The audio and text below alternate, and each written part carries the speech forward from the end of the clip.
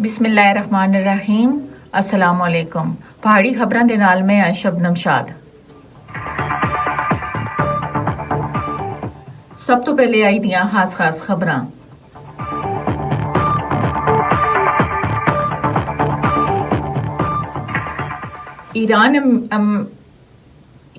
अमरीका Iran माहिदा वज़ीर-ए-आज़म पाकिस्तान सोण इस्लामाबाद विच मुफाहमती यादाश्त बतौर सालस दस्तखत करके दे।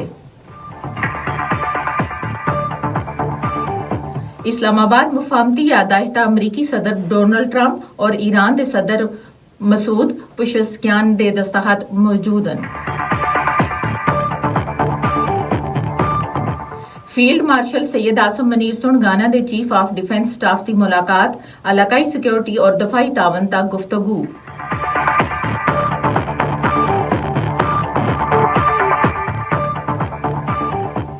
आजाद कश्मीर इंतखाबात का नया इंतखाबी शेड्यूल जारी, कागजात नामजदगी जमा कराने की आखिरी तारीख 23 जून मुकर्रर।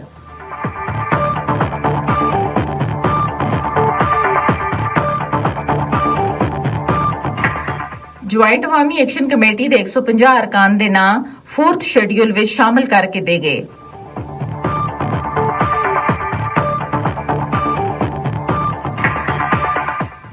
आजाद कश्मीर विच अवामी एक्शन कमेटी की जानब तो 9 जून की हड़ताल काल दे बाद मामूलात जिंदगी आस्ता आस्ता बहाल हो रहे हैं, जबकि रावलाकोट में धरना जारी है।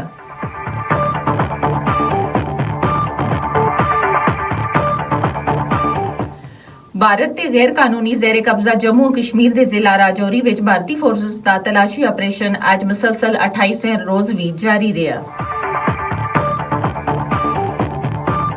कुल जमाती हुर्रियत कॉन्फ्रेंस और मकबूजा इलाके में तामीर और तरक्की तो बाद भारतीय दावियों को मुस्तरद करते हुए आख्या कि उसको आलमी बरादरी को गुमराह करने का दानिस्ता कोशिश जिड़ी वो करार दी गई है।